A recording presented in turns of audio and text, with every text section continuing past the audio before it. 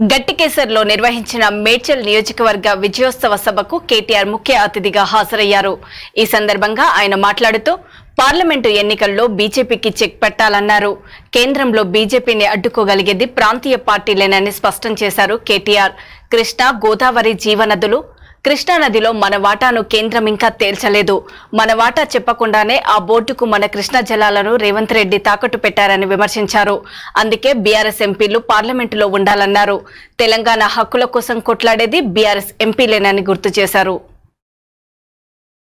కాంగ్రెస్ పార్టీకి ఆ సత్తా ఎంత మాత్రం కూడా లేదు.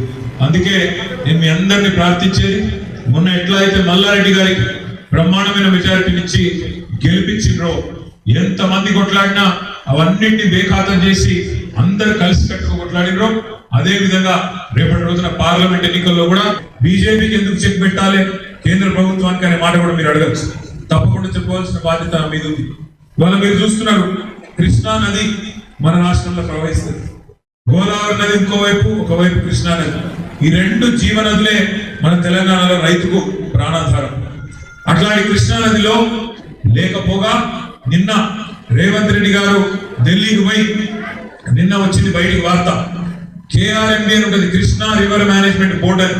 మన వాటా తేల్చకుండానే, మన నీళ్ళెంతో లెక్కలు చెప్పకుండానే ఈ ప్రయోజనాలను, మన రాష్ట్ర ప్రయోజనాలను ఢిల్లీకి తాకట్టు పెట్టి వచ్చినాడు.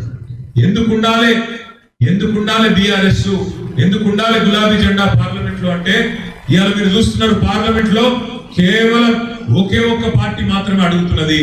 ఒకే ఒక్క పార్టీ మాత్రమే కృష్ణా జలాల్లో తెలంగాణ వాటా గురించి కొట్లాడుతున్నది. అది మన గులాబీ జెండా వేసుకున్న మన ఎంపీలే తప్ప ఇంకెవరు కనీసం